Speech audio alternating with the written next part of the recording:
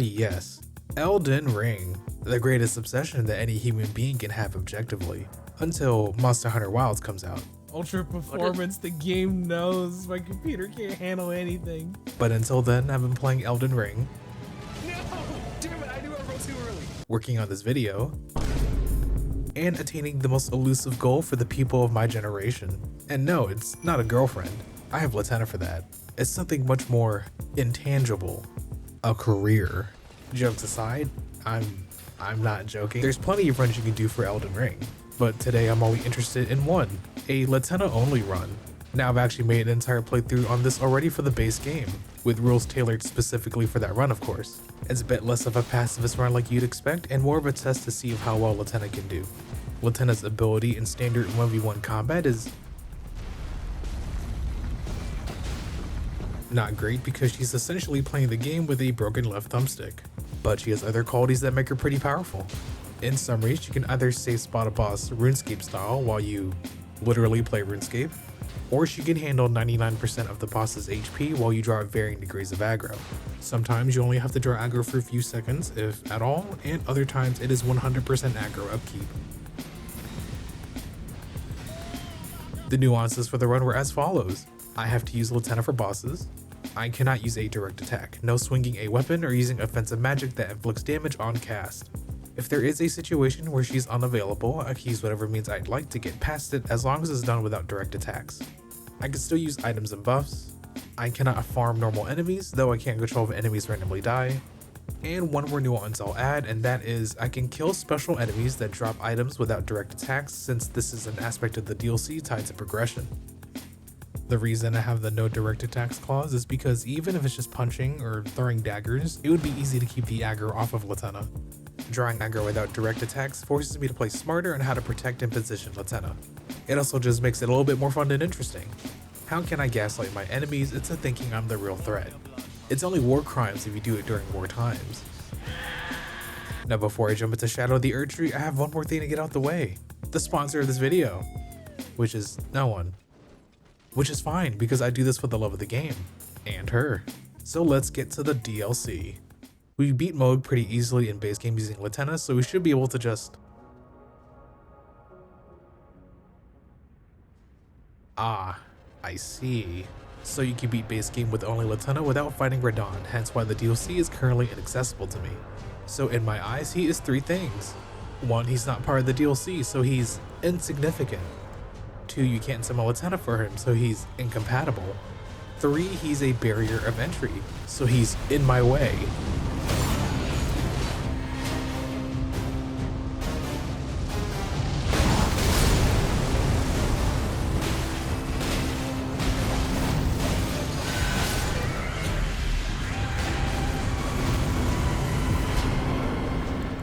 Now before I start the DLC, I will finish up anything in base game I haven't done yet. This would include getting a few more golden seeds and key items like whetstones. I even take down a few bosses for some extra souls.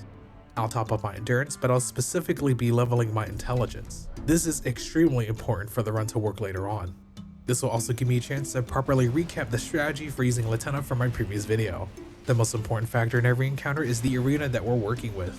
So for example, this Erdtree spirit has a rectangular arena. Ideally, we want to have Latenna on the opposite side at the maximum distance the arena provides. This gives us the most amount of freedom to maintain aggro. Some arenas are big enough to where the boss is literally unable to target Latenna, so you don't even have to draw aggro. A good example of this is Dragon Lord Placidusax. I do have to draw aggro right at the beginning, but if he chases me far enough, he won't bother targeting Latenna and I no longer have to draw aggro. You might be thinking, how am I drawing aggro without attacking? This is thanks to the Briar Gloves. These gloves do a measly 1 damage upon rolling, but does count for fully drawing aggro.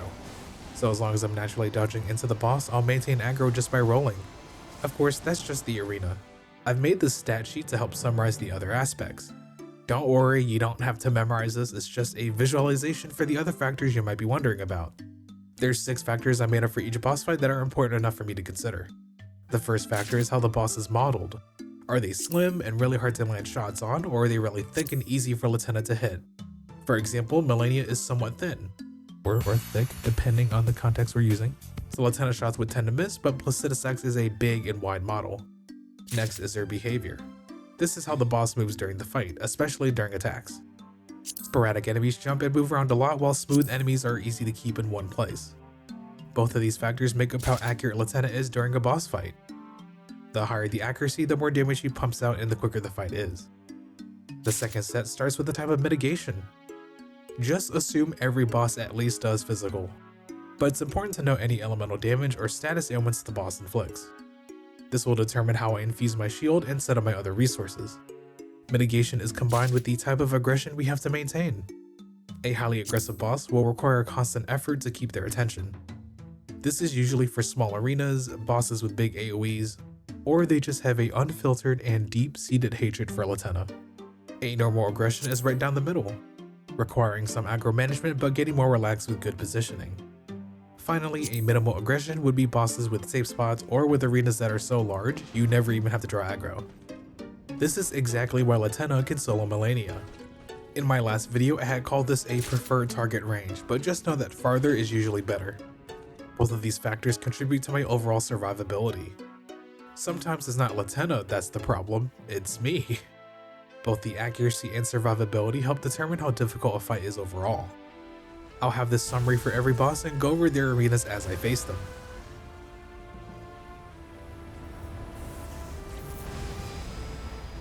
Now that we finished Latenna 1101, we can get back to the playthrough.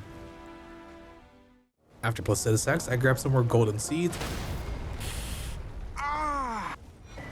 and take out some Erdtree avatars for some physic tears. Nothing special about the avatars, just Latenna shooting them, and me doing nothing. This nets us the Ruptured Tear, the Infinite Mana Tear, and the Blast Stand Tear. I also want to get the Blue-Silver Mail, specifically for the fashion and nothing else. This drops from the Albinaric Archers, but like I said, I can't use direct attacks. I also said that I can't farm normal enemies, but because this isn't related to the DLC and I haven't even started it yet, I'll give myself a pass just for the fashion. So to farm this, I use Rejection to separate one into a corner and just roll into them until they die. Rejection isn't an offensive spell and does no damage, so this fits into the run criteria. Aside from the Briar Armor, I can also show off the other ways I gaslight my enemies. One being Fire's Deadly Sin. It might look like an offensive spell, but it's actually a body buff. I'm not attacking you, you're just too close to me while I self-immolate for Latenna. Again, it's a loophole, don't take the run too seriously. The other way is the Ruptured Tear. It's not really an attack, it's just my way of coping after a hard day of work, by hurting myself. And them. You know, they shouldn't have been standing there in the first place. Okay, well, they're not exactly standing. I use these tools to farm the archers for the Blue-Silver Mail. This shouldn't take long.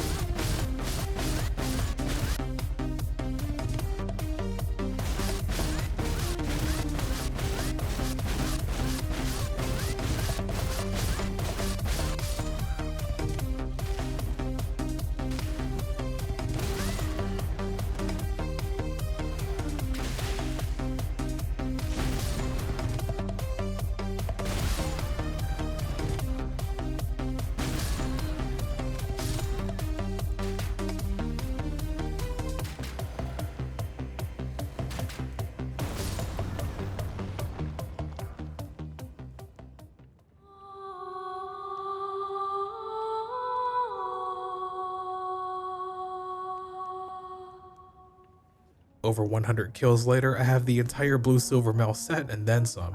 Now, I should have gotten the Silver Scarab. but I didn't think it would take that long. Man, what a mistake to say that out loud.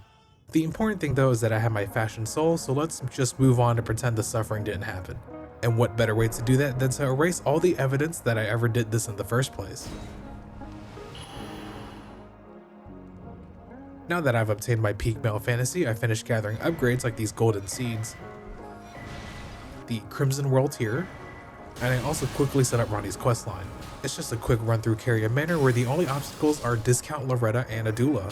This gets us an easy golden seed, but also the Carrion inverted statue, which will be helpful later on. With everything I could remember to get at the time, I speak to the local sociopath and gain entry into the DLC.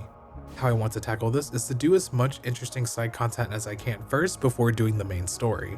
Basically how any dedicated RPG gamer would do it. Of course, this run isn't going to be perfect, I don't have the entire DLC memorized, so if you see some on-the-fly decisions, that is why. The lowest hanging fruit right now will be to collect as many Scatter-Tree fragments and revered spirit ashes as possible. No fighting necessary, just collecting upgrades and talking to NPCs. This includes entering Bellarat to grab all the goodies. This shouldn't be a problem. Really, dude? Do you know how little you mean to me at this moment?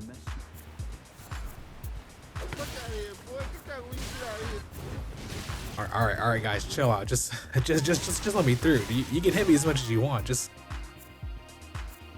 Hello. Goodbye. too easy. While exploring, there's a few spirit ashes that drop from these pot enemies throughout the game. But again, direct attacks aren't an option for me. That's why I brought my favorite option, the nuclear one.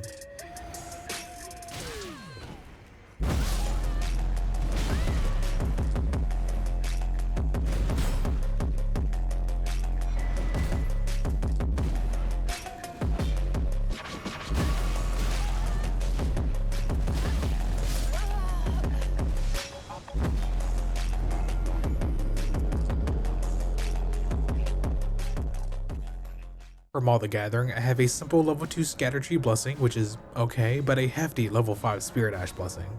For comparison, let's see how much Latenna does with no upgrades to this Ghost Flame Dragon. Only 177 in a full volley, which is pretty meager.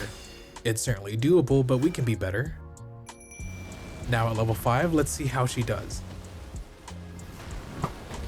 Over 300 in a full volley. This gets even better if I buff her while she fires, making her damage look like they had Scarlet Rod, except permanent.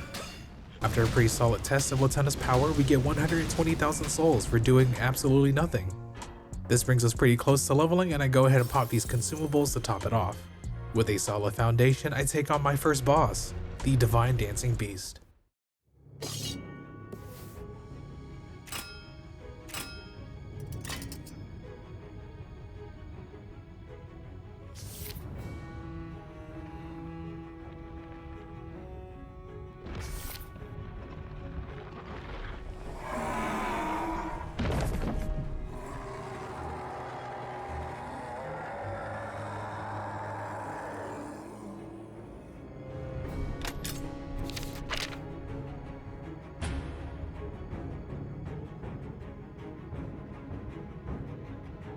This boss not only fights while performing, they also fight my performance.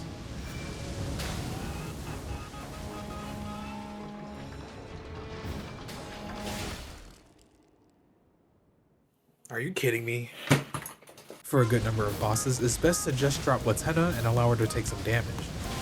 It's worth it to secure a solid position immediately, and Latenna has health for a reason. It's pretty easy to keep aggro by luring him to the opposite end of the arena and rolling normally. If he aggroes Latenna, he just kind of waddles towards Latenna, so it's super easy to roll into him and get his attention. Latenna has an incredibly easy time landing shots on him since he's big and has smooth movements. After he gets shot right out of the sky, I grab another level of endurance and a Spirit Ash around the corner. Leaving Bellarat, I cross the Great Bridge and gather more upgrades and items from the surrounding areas. I also talk to my favorite character in the DLC, Tiolier. If you're wondering why he's my favorite, aside from being relatable in I'm as weak as a kitten and thick as two planks. interpersonal pursuits, he sells poison, which is my favorite damage type in video games. We're not going to use any of this run, but I can't disrespect the plug. Also, I just want poison. I go ahead and level up my Scatter-Tree blessing to 3 while exploring. In typical Souls fashion, I see an item I don't need, but want. After that short experiment, I head over to the Cerulean coast. You know, blue is my favorite color. Thank you, Miyazaki. I run around and grab whatever items I can see and find another victim. For Latenna, I get his attention and watch the magic unfold. If you're unfamiliar, Latenna is basically an alternate universe Igon. Her range and accuracy annihilate every dragon in the game. Not to mention she actually goes for headshots, meaning she'll occasionally chunk them for triple damage. Igon would be so damn proud of her. Or is it the other way around? I was actually on my phone texting someone when he entered phase 2 and then this scared the absolute shit out of me. Okay, so he summoned some undead ads, which is fine, because I can just roll into their feelings and banish them into the Shadow Realm. After some quick cleanup, I get the dragon's aggro and go back to admiring. He actually gets close enough to start attacking, but that just makes it easier for Latenna to shoot him, to the point of stacking 10,000 damage on the health bar. I grab another point in endurance and keep exploring. I explore up to the Grace before St. Trina, but I'm blocked until I progress the main story. Next thing to do on the list is...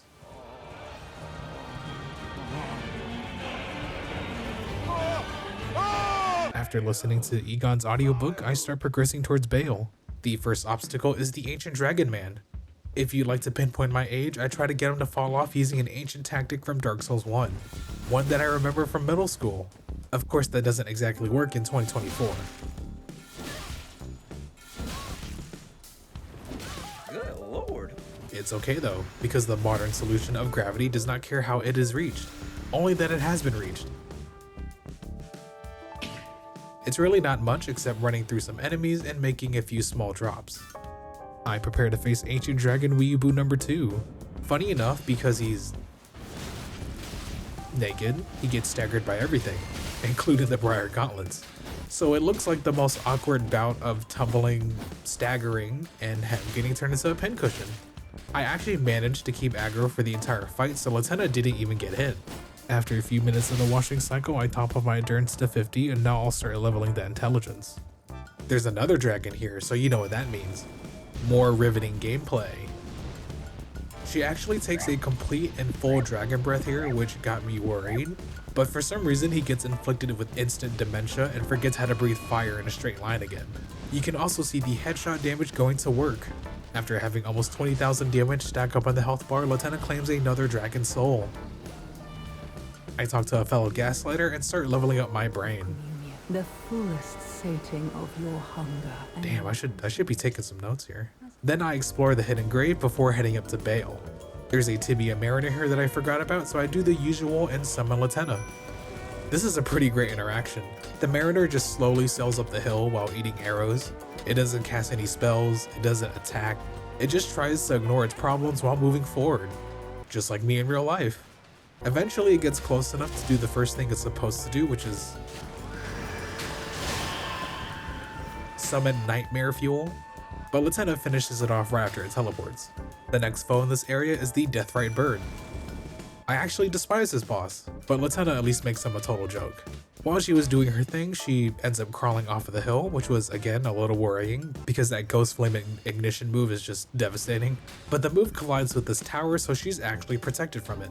After a well-fought battle, we get a hefty 270,000 souls. After that, we take the other path towards Bale.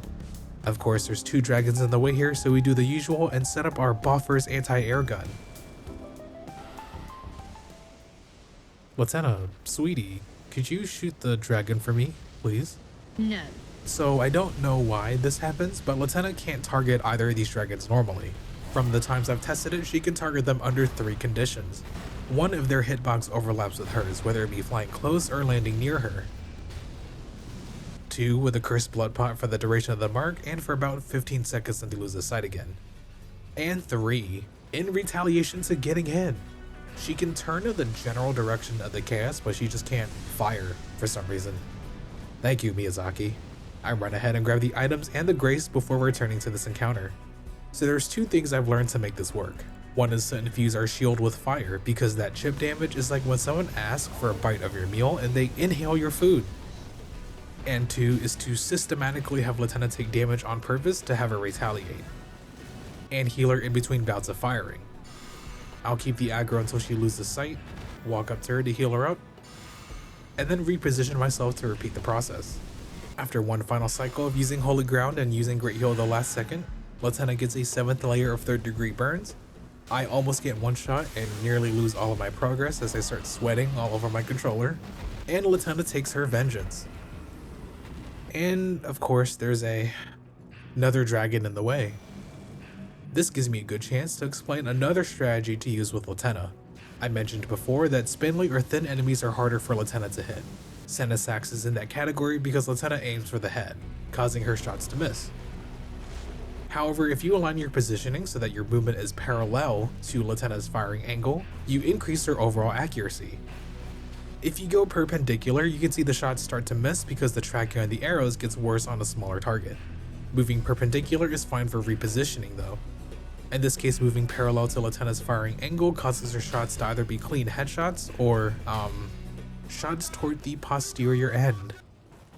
Anyways, after Senesax gets folded like a tesseract by Latenna's mathematical genius, I pop some runes to finish off that level and continue getting more brain. I gather any items along the way to Baal and make it to the peak. We make our preparations and enter the arena to slay Baal.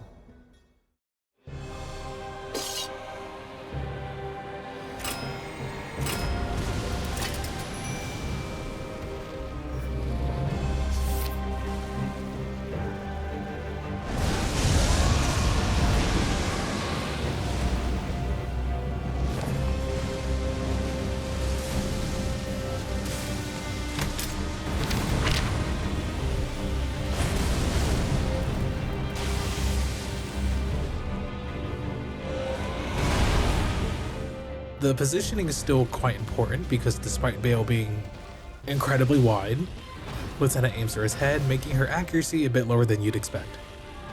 Given that Latenna is pretty much a certified dragon slayer, Baal isn't that much of an issue for her. His arena is nice and big, so it's easy to keep him out of aggro range. We'll try to stay parallel just to maximize her accuracy, but she can definitely still land solid shots when he's not being sporadic. Survival is the bigger issue here because Baal tends to dead angle my shield. As long as I stay calm and block before I heal, I should be fine. I've done this before using only Latenna, so unfortunately I don't really need Igon. I have plenty of faith that Latenna can just...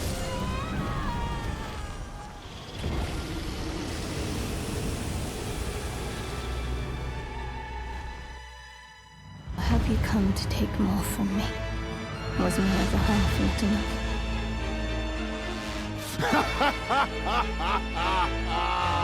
What a sight! A warrior true, if ever one there was. Conjure your past, how once you were. A fellow Drake warrior. Curse you, Baal! I hereby vow you will rue this day. Behold, a true Drake warrior, and I, Latenna, your fears made flesh. Solid of scale you might be, foul dragon, but I will riddle with holes your rotten hide. With a hail of harpoons, with every last drop of my being.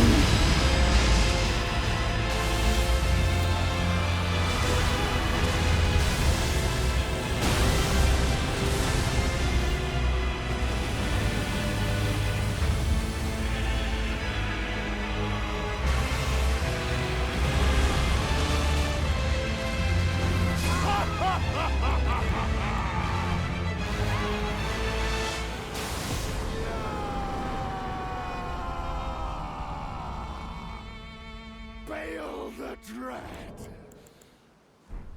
you shall haunt me no longer.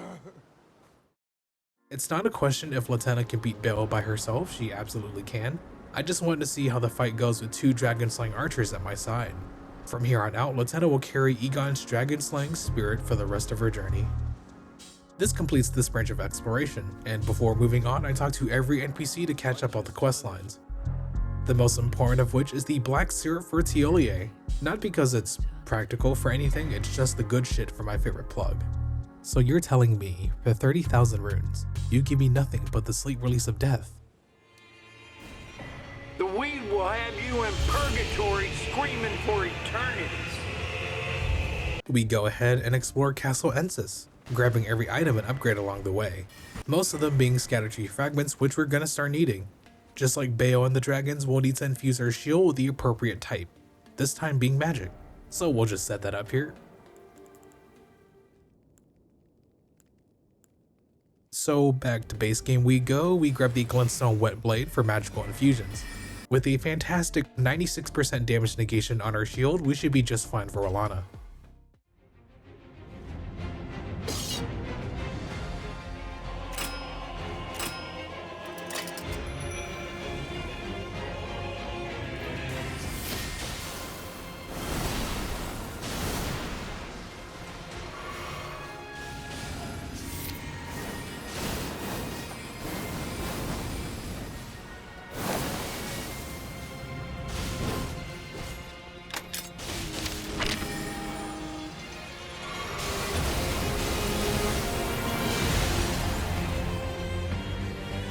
I run directly to the right and put Latenna in a corner. Then I run to the opposite corner to perform our normal strategy, rolling to dodge attacks while drawing aggro and letting Latenna go to work. She's definitely someone we want to stay parallel for, so Latenna's accuracy remains consistent. It ends up being pretty okay if we do that so the fight isn't too long. The biggest issue I'd say is keeping her in this corner. She has this backstep, which travels the distance between North America and Europe. When she does this, I do have to forcibly roll and eat whatever damage I might take to get her aggro. On the plus side, Latenna does have a lot of forward momentum with all of her attacks, so it's pretty easy to lure her back into the opposite corner. Her magic also isn't an issue either. Latenna easily survives the damage and we can easily block everything. She ends up backstepping into this corner to take refuge from Latenna's hail of harpoons, and then starts casting every spell in her book before she gets shot in the face for her transgressions. With that triumph, I get 19 intelligence, which is a comfortable amount for what I need. I'll spread the points evenly between mind, faith, and intelligence from here on out, but none of these levels are make or break for this run. Now that we're past Castle Ensis, which is a major point of exploration, we unlock a lot of options from here. So I'm going to run around and grab as many items, spells, and upgrades as I can before completing the Black Keep. Listen man, you don't need it, just walk away. You don't even remember what it... This is unfortunate. I managed to get both my Scattertree and Spirit Ash Blessing to 6 when Mikola's Great Rune breaks.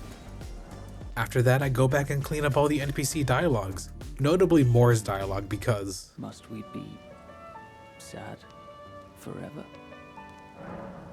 Yeah, no, I know what you're capable of. Get the fuck out of my playthrough. Sad. Tiola starts trauma dumping on me, I support latest decision to make my run easier, and I find a long lost Bloodborne asset. Then since Mikola's Great Rune is broken, I decide to explore St. Trina's branch since we set it up earlier. After picking up the Scattertree fragment, I run into an obstacle that was a lot more trouble than I thought it was going to be. The beaches of Normandy.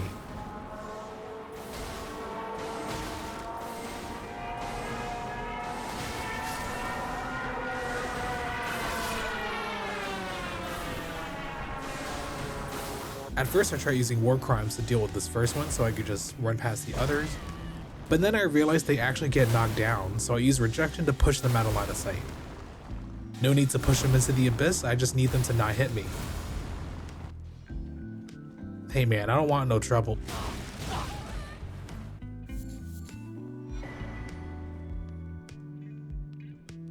This is what I meant by enemies randomly dying. We make it to the end and experience Miyazaki's addiction to acrophobia, and encounter the worst boss in the game.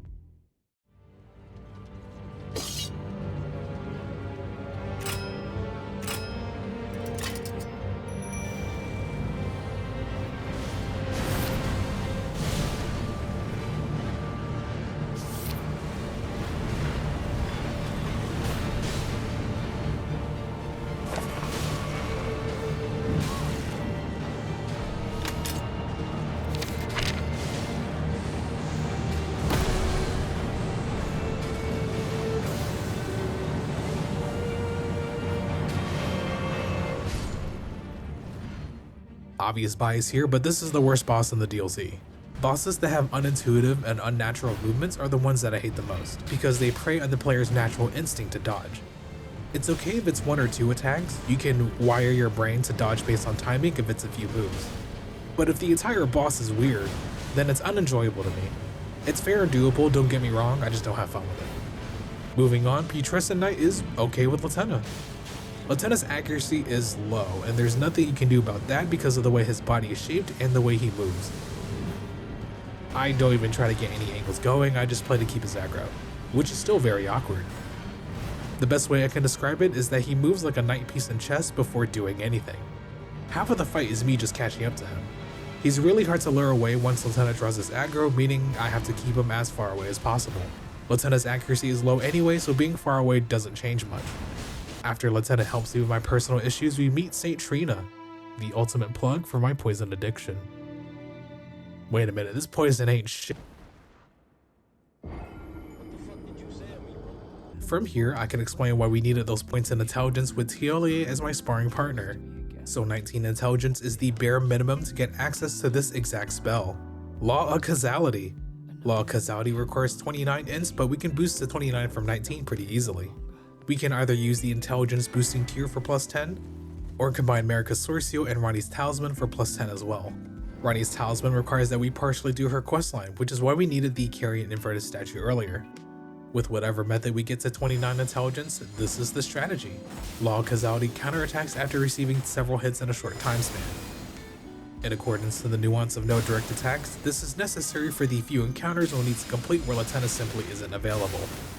There's a lot of micro adjustments you can make like HP regen and holy boosting gear, which I'll use, but it's not necessary. With all this in mind, we can end the lesson here with Teolie and move on. After he trauma dumps to me one final time, I was no good to anyone. Beginning to end, weak as a kitten, and thick as 2 planks. I go to collect Marika's Sorcio and Ranni's Talisman to optimize using Law. Again, I definitely forgot some stuff, so I'll be coming back every now and then. What's up? What's up? That's what I'm trying to figure out. Is there a problem? Let me know if there's one. How about this? On God, you won't touch me. Oh, okay. On God, you won't touch me. While I'm in base game, I go ahead and collect Terra Magica because a viewer mentioned that it increases Latenna's damage. To get this spell, it requires defeating 2 Crystallarians. The first time I did it in my previous video, I used Fire's Deadly Sin and stood next to one for 10 minutes. Little did I realize, I can just poise break them with rejection so Latenna can do full damage. After that, I go ahead and do a quick test of Latenna's damage on this demi-human queen. I collect more spirit ashes and do general exploration before heading to the Black Keep. I'm not gonna go straight for Mesmer, but for the branches of content I can do before him. This includes Commander Gaius and Midra. I also like to tackle the Golden Hippo before doing anything as well. This fight is pretty easy. Latenna lands like 90% of her shots, so his health drops quickly. Aggro management is also pretty lax, but his hitbox is still obnoxious. After knocking the Hippo conservation status in Elden Ring from vulnerable to endangered, I also knock out Hornson by joining Leda's invasion, so I don't have to deal with him later. I pretend I'm useful by walking into his face to try and draw aggro, but we all know Leda can and will solo him if she wanted to. Those psychopathic tendencies sure go a long way. Now, a smart person would do Commander Gaius first for all those Scatter Tree fragments. They would also explore the hinterland since it's right next to him just to be stronger for the upcoming challenges. I made the mistake of going straight for Midra. This involves running through the Darklight Catacombs to get to the Abyssal Woods. Now this particular dungeon is annoying to me because there's no shortcut to the side of Grace that I knew of. If there is one, it would have been real nice to have known, because if your brain is repressing the memories, let me remind you of who the boss is.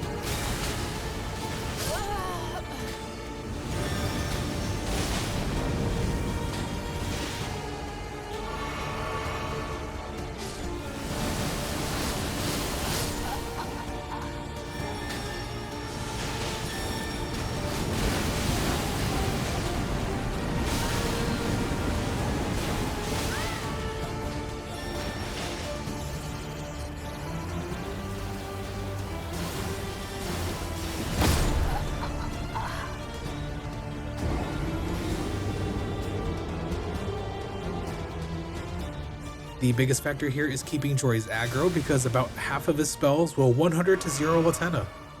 I use Fire's Deadly Sin to maintain aggro after he teleports because it's impossible to dodge the blast and get the aggro from the roll damage. Fire's Deadly Sin will essentially keep me as a priority target right after he teleports. It also helps with drawing the attention of the summons. I can just run past them and they'll immediately target me. I do keep myself topped off as much as possible because I understand that I'm going to be taking a lot of damage for Latenna. Her accuracy is alright and her damage is good, so I just have to trust in her and survive long enough to beat this encounter. Again, if I had a Great Seer I would have gone back, but I made the decision to stay and beat it with what I had. So after about 30 attempts, Latenna ends the suffering and defeats Jory, albeit at the skin of her teeth. I very begrudgingly upgrade myself after this fight and move straight into Miyazaki's cry for help to work on more Bloodborne. There is the NPC here, the Matting Hand, so let's give our Law Kazauti a shot here.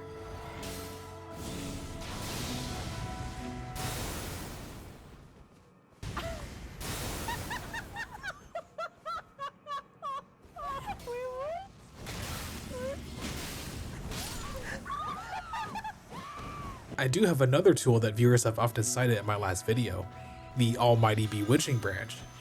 So I know my damage isn't enough to beat Matting Hand, but I know who can. Alright buddy, go get him for me.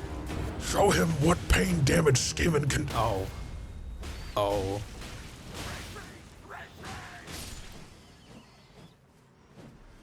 You know, I think I'll just head over to Midra. It's just a quick trek through the Path of Winter Lanterns here, easily traversed. I am the Hat Man and you have to come to my realm now! It's actually not that bad, but there's this one lantern here that annoys me because I can't see him. So I use the ultimate technique of piecing out. I make it to the manor and explore as normal. Now there is a Spirit Ash that drops from the thick boy in the library here. Whatever shall I do? Fight back, bitch. There's plenty of enemies nearby, so I use rejection to have them start throwing hands. I push one more enemy towards him and he almost gets the job done. Looks like I won't be getting that Spirit Ash after all. Moving forward, I collect the last Spirit Ash in this area and prepare to take on Midra. This is the main reason I went for Law Kazauti. Given that Midra is optional, Law Kazauti seemed like a fitting workaround to get to the real boss in phase 2. The way I do this is to set up my gear specifically for Law Kazauti. Then I get Midra low enough for one more cast to take him out, and then I switch to my good gear for phase 2.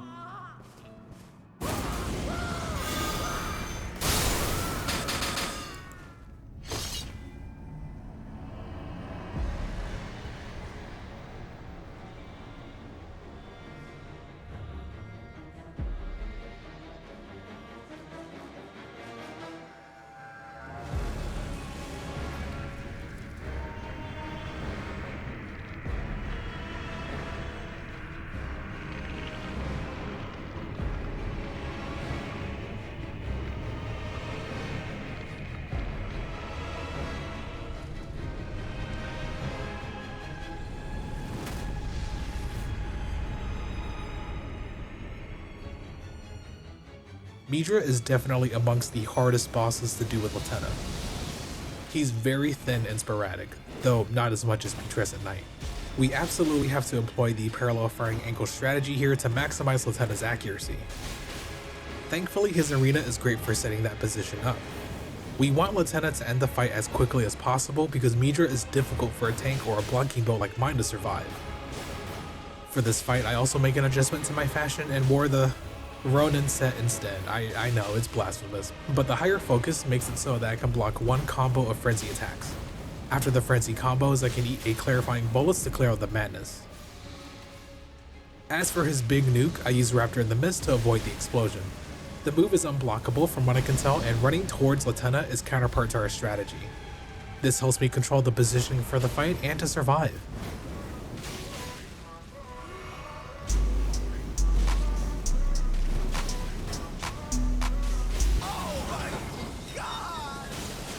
I should not have survived that, but you know what they say, a win is a win. This completes this branch of the DLC and I level up my brain and faith equally before going to the Black Keep to take down Gaius. The Black Keep has a lot of items to pick up, so I take my time while I head down there. I make sure to leave Freya unread, get every Spirit Ash and Fragment, and even do Ansbach's questline. This is a fun fight actually. I just have to keep rolling to distract Latenna, and then Ansbach lines up his dynastic buckshot. Even the single arrows do great damage. No spells needed, just good old jolly cooperation. I make it to Gaius' boss gate and take a quick detour to the hinterlands.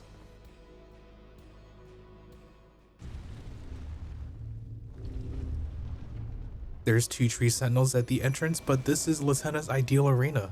It's beautiful, the birds are singing, there's a giant gaping chasm that Latenna can shoot over with absolutely no issues, and I can buff her in total peace. Fellas, take lessons. This is what the ideal date looks like. After that, I grab the golden braid for the fat holy mitigation and head back to Gaius. Gee, that holy mitigation sure would have helped out for a certain boss.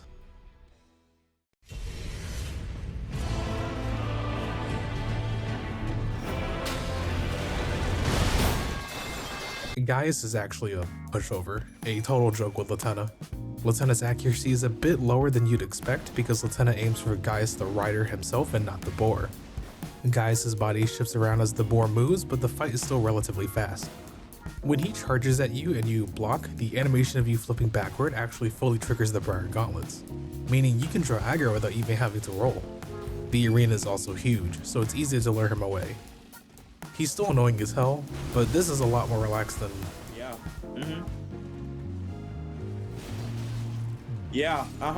Yeah, yeah.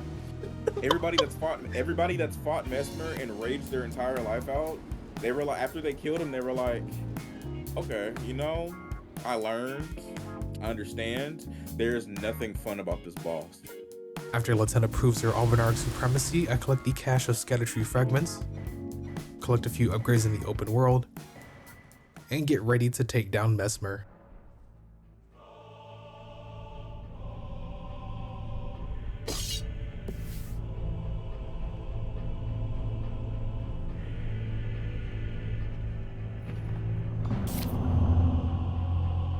Those stripped of the grace of gold shall all meet death.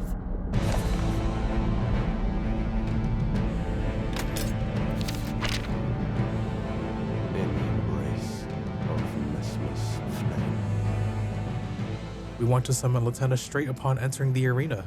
Then we can avoid the first scripted attack in the fight and start luring Mesmer away from Latenna. He tends to track your position with his attacks, so that makes it easy to drag him away. His arena is better for this than you'd expect as well. There's a chunk of area in front of his throne where he won't aggro Latenna. The 2 attacks you have to watch out for are the ground spears and the grab. The ground spears are very telegraphed, so it's easy to dodge. The grab, on the other hand, is just... No. You just get good. There's no weird tips or tricks for that one, just don't get grabbed. It's a rather comfortable experience for the first phase. Latenna gets good shots and I easily keep Mesmer's aggro. This piece doesn't last forever though once we get into phase 2.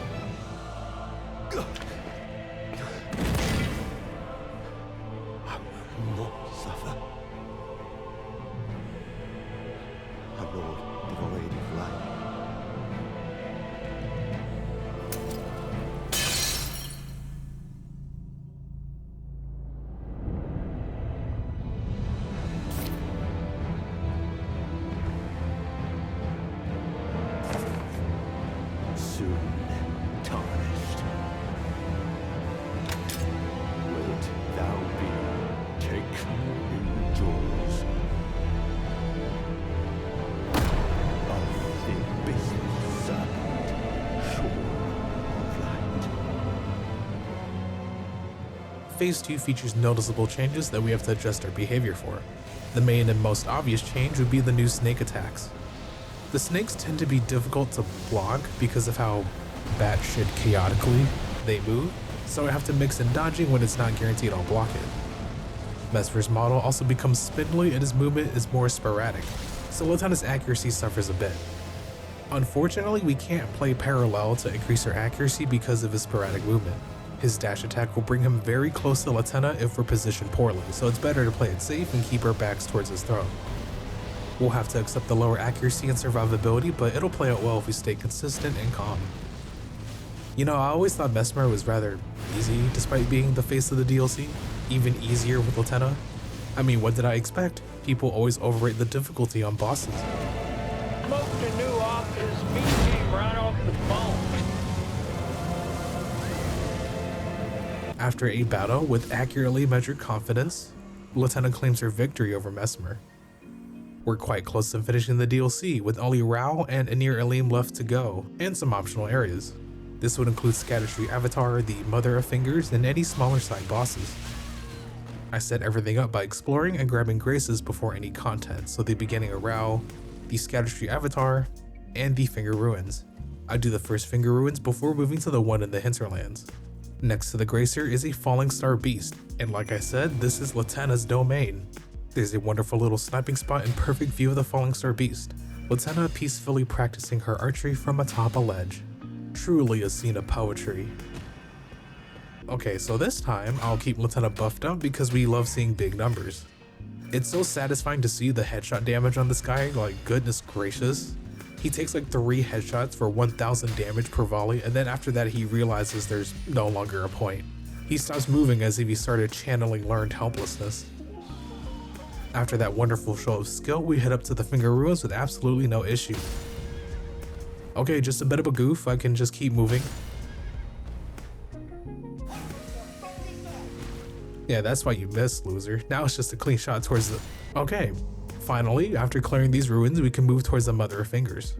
We head back to the Bloodborne 2 leaked asset and take a very well hidden and incredibly secret path under Ymir's throne.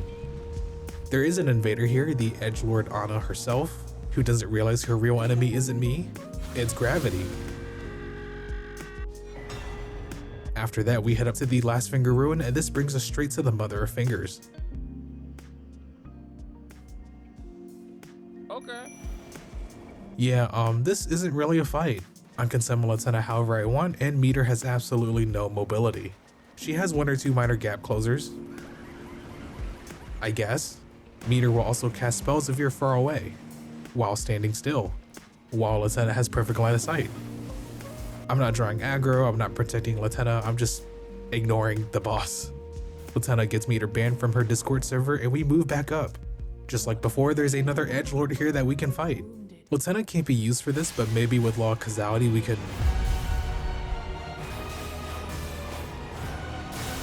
Absolutely not. I'm not even gonna attempt to make that work. Latenna is uninvolved and this is optional, so I'm just gonna move to Scattertree Avatar.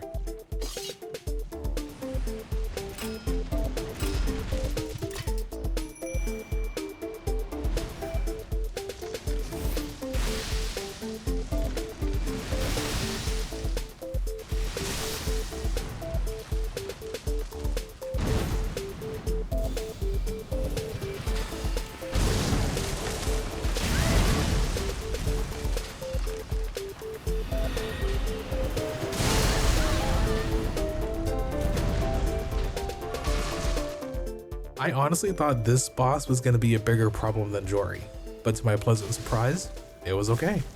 Now, unlike Meter, Scattertree Avatar is an actual threat, and funnily enough, his arena is the complete opposite as well. We want to stay as far away as possible from Meter, but for Scattertree, we want Latenna to box him up close. This is because Latenna aims for his face, the sunflower. When she's able to get headshots, she does fat damage, but that's if she's able to hit it. When you drag Scattertree Avatar far away, Latenna's accuracy gets astronomically low. He's such a spindly target that it becomes a detriment to keep him far away. The parallel angle strategy doesn't help either. It doesn't matter how good your angle is, you're still trying to shoot a blade of grass with a bullet. She could take some damage and we can heal her in between revives. I know what you're thinking, what about the nuke, the Land of Shadow? Won't Latenna get deleted by that?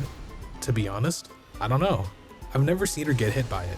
If anything, I had bigger issues trying to survive it.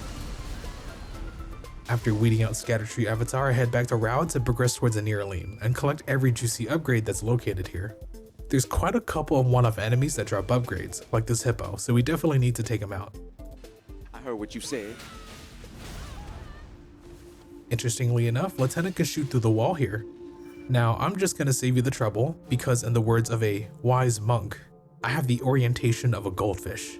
I've cut out several hours of exploration so you can see all the important upgrades I get from going forward in one direction, turning left or right, blowing myself up when I see a pothead, and going back to the same grace 7 times.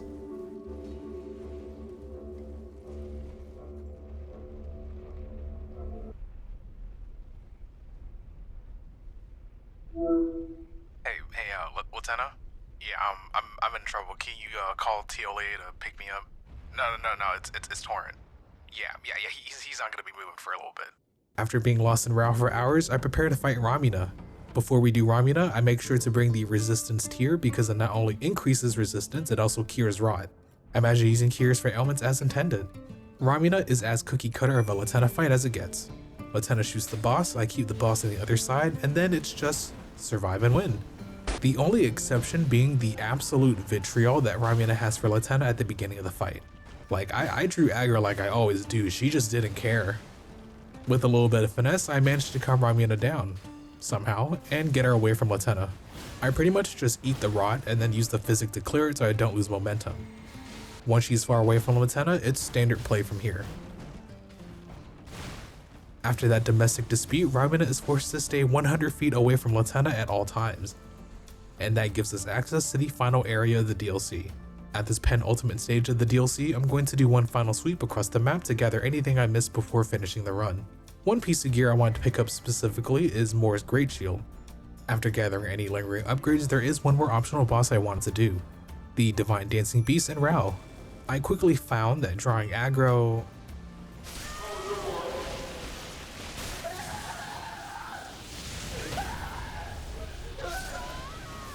not a great option.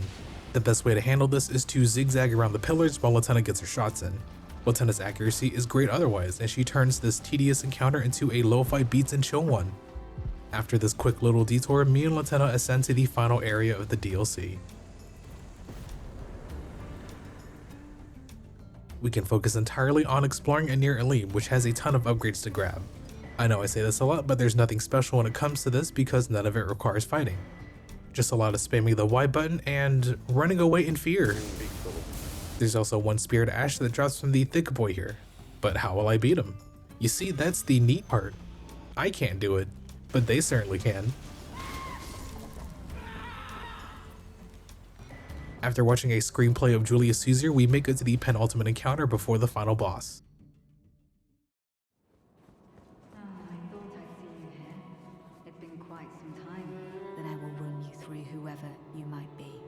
Don't tarry now.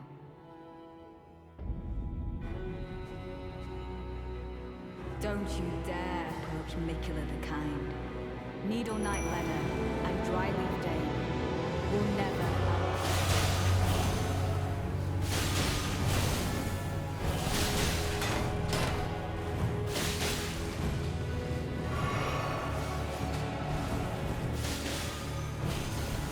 I'm sorry for speaking to you as a compatriot when you stood before the withered arm.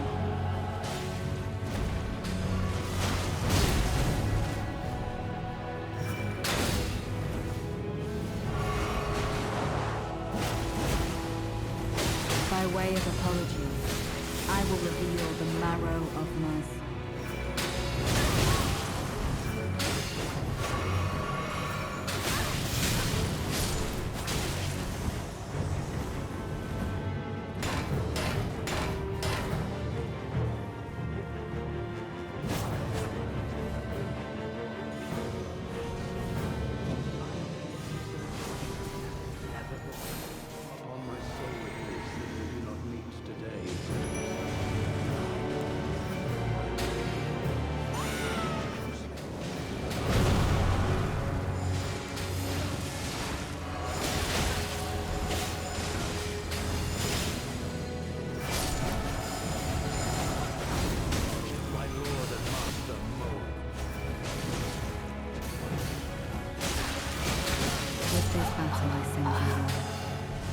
It was an honor to face a worthy leader.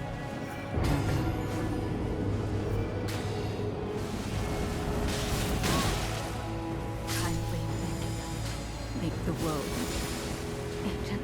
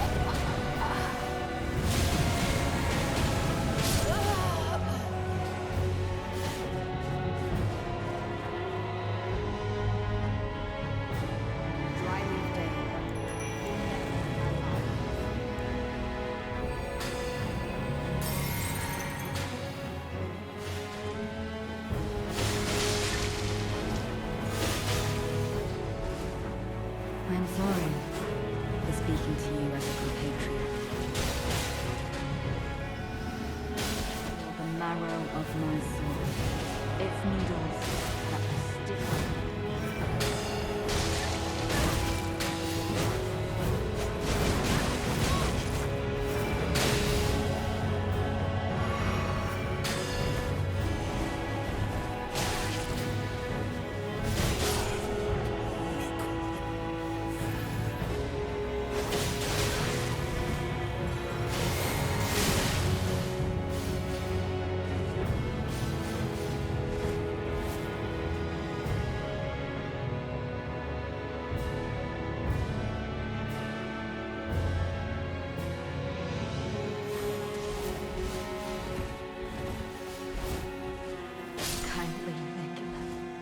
The world a gentle place.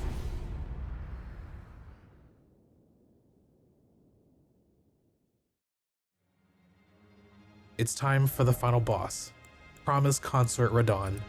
Our setup is straightforward: holy mitigation, some HP regen, and the good old Briar gloves.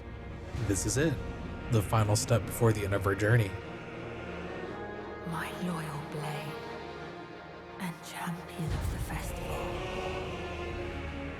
Now, the vow will be honored, and my lord brother's soul will return,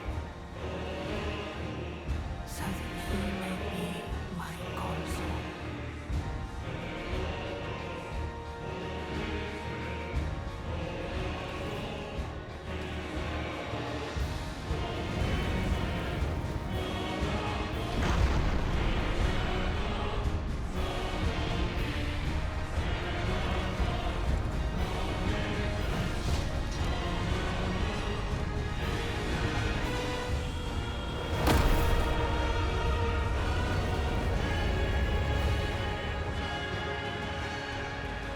The hardest part about the first phase is summoning Latenna safely. She needs a lot more space than she does in every other boss fight because of this issue. Radahn has a ton of gap closers, so what we have to do is to get him to use all of them so we can run far away enough. Once we're able to get the breathing room, we can summon Latenna and immediately run towards him. Latenna's accuracy is incredibly high in this fight. I still want to make sure his back faces Latenna, but not for a reason you may be thinking of. It's so her accuracy is damn near perfect, and to avoid him flying towards Latenna when he does the rock sling attack. Survivability is high because blocking is very effective if I'm playing safe, but it's best to not get overconfident with Radahn. It looks like a clean victory, a step in Latenna's journey that might finally be easy, but there was an unforeseen problem in phase 2.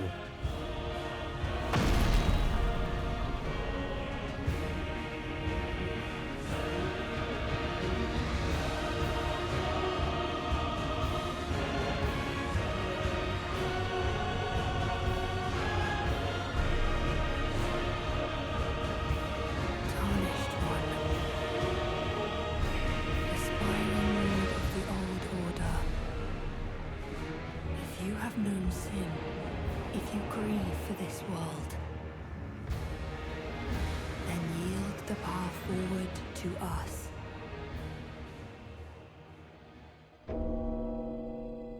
To I, Miquella, and my promised consort, Radahn. Phase 2 is honestly about the same as the first one. The only change in behavior I have to make is to remain as close as possible to Radahn. This is because his AoE holy explosions do reach Latenna, and staying close minimizes the amount of times he uses them. He's a bit deadlier and more sporadic overall, but nothing significant enough to care about. So why is this threat level incomprehensible? This is because of what happens during the meteor attack. Thanks to a viewer, I learned that the Crimson Roll tier will negate the damage from the meteor, so the problem isn't survival. The problem is that Latenna just leaves. She doesn't get hit by the meteor or forcefully desummoned, she simply disappears. This is the reason for 90% of my failed attempts. This has nothing to do with my skill or the way that I strategize. I have always tried to find the fault in myself in Souls games if there's an obstacle I'm having trouble with. But this? To me, this is a failed attempt because the game just said it was. After going through the previous fight, I wasn't going to give up though. I thought about what variables in the fight I can change to try and get a different result. The only thing that made sense to me was the positioning. Where Radahn is, where I am, and where Latenna is summoned at the time of the meteor.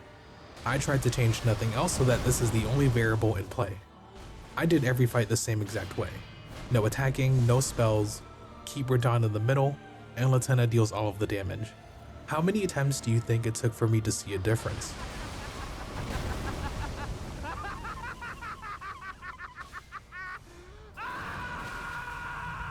Well, the only thing that mattered was Latenna's victory, so the number was always irrelevant.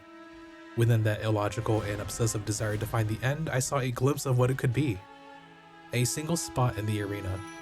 Just a few grains of sand in relation to the rest, and nothing special about it that I can tell. Despite that, this is the one spot where Latenna would ever stay. It's not even guaranteed to work either, but this is the only concrete evidence I can give you.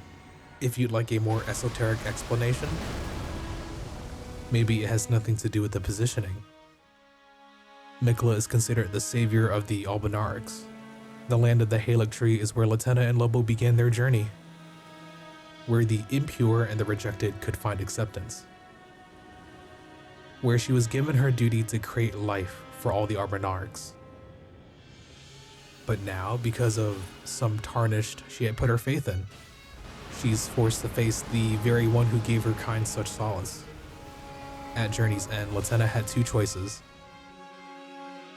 The choice of upholding a duty to her kind, and to yield the path forward to Miquella, to look away from the light. Or the choice to accept that the future she has created is enough. The choice to believe in a future filled with hope rather than one guided without love. At the bitter end, after struggling with the burden, the fighting, and the loss, Latenna let the hope of her actions in, and chose herself.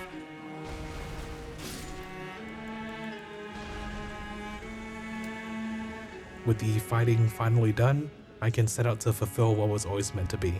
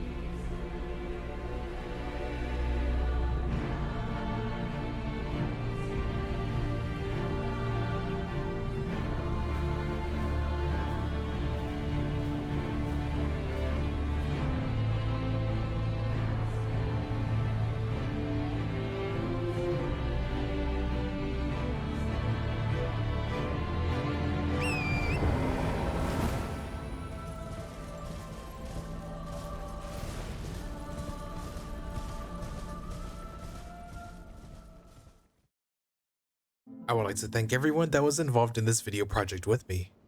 I've always wanted to work with other talents, so I'm glad they were able to provide their wonderful work as such.